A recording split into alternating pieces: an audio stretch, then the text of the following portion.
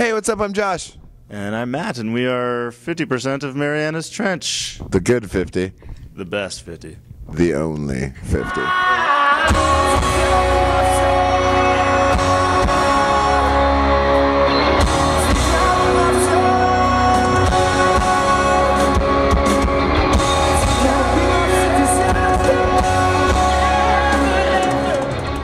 This is Joelle DeHaaf for The Charlatan, and today I'm sitting with Matt and Josh from Marianas Trench. How are you guys? Good.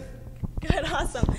So first of all, I just want to congratulate you guys on your Juno nomination. You guys are nominated for Best Pop Album of the Year, right? Thank you. Yeah, thank you. Exciting?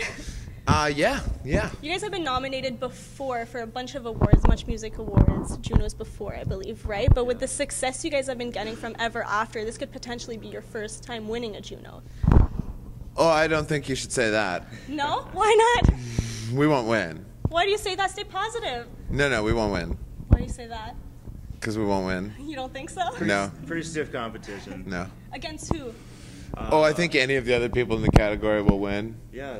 Who else is in that category? Headley. Headley. That's all I know, actually. No, it's like Headley, Lights. Downs Webster.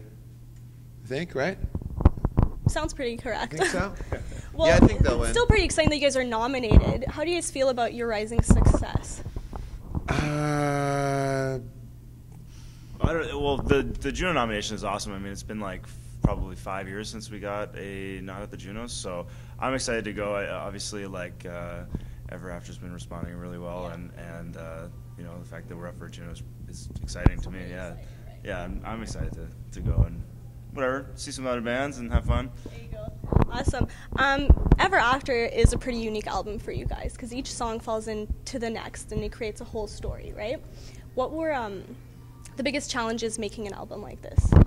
The hard part about that is that you have to think of what the song sequence, what the order is going to be as you write it, which is challenging because usually, you know, you just write all the songs and then figure out the best order after. But with doing it the way that we did it, the song order becomes super important to the whole thing. So yeah, I mean, that was a little challenging because you have to, you know, you might have to record a song with an ending that feels awkward or unresolved because you have to just picture how it's going to lead to something else. You know, you have to leave yourself options. So it's a little more challenging, but it was fun. Yeah, this is something you guys wanted to do for Masterpiece Theater, right? But you felt you weren't ready as a writer to do so. Like, why did you feel you were ready to do this now? I felt like, I mean, it was something that I even wanted to do on the first record, but I knew I couldn't do it then. At Masterpiece Theater, I was like, still figuring some stuff out. I'm still figuring stuff out. You always are, you know. I think at this point, I just was like, I want to do it.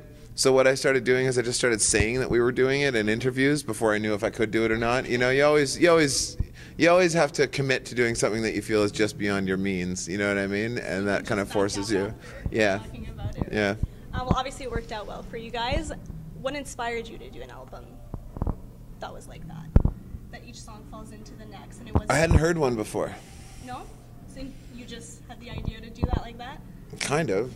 Yeah, there's some cool records out there that sort of, you know, have themes throughout them and some Beach Boys stuff. But like, I don't know, there's nothing modern day that had that, you know, designed to be listened to from start to finish, and it's a really full album experience. Not from our generation, Yeah, really. yeah. Not since like the 70s or something. Yeah, it just seemed like a different thing to do. You guys are proud of it? Yeah. Happy of your album? Yeah.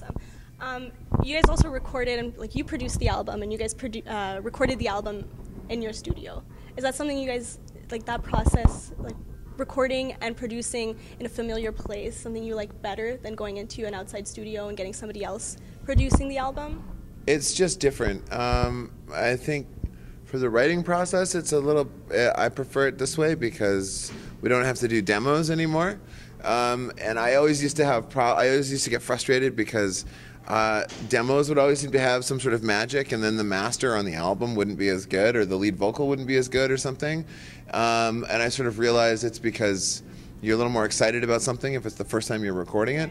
So why bother doing demos? So it's just sort of like we would just go into the studio and just try and write and record and finish a song sort of like one a week kind of thing, and that's just how we did it. It was more fun. It's more fresh, especially to see a song right through. You know, you don't get stuck like doing bass guitar for 3 weeks. You know what I mean? You just like everyone just does their parts for the one song at a time, and then you do another song next week. Cool. Do the songs on Ever After reflect your own fairy tale? How so? Reflect your own life? Well, sure. I think I always write. I think it's always autobiographical for sure. Yeah. Have you guys reached your happily ever after in your career? Oh, I don't think you ever do that. No? No, I don't think so. What's next for you guys? You guys have a few more dates to play on this tour with Simple Plan. You guys are going to the Junos. You guys are going to play at Bamboozle. Yeah, we have all through April and May. We're going to be down in the U.S. We're going to do an East Coast run and then a West Coast run.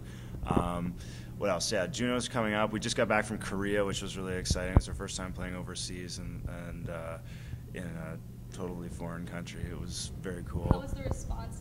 It was good. I mean, it was it was a small show, but to be honest with you, it was just like really exciting for us to travel and see a new place. I'd love to get over there some more to do some touring, especially like Japan, all over Asia would be, or the world, anywhere really. I'll take it. That's very exciting. Okay, well, thank you guys so much for your time and good luck with everything coming up in your career.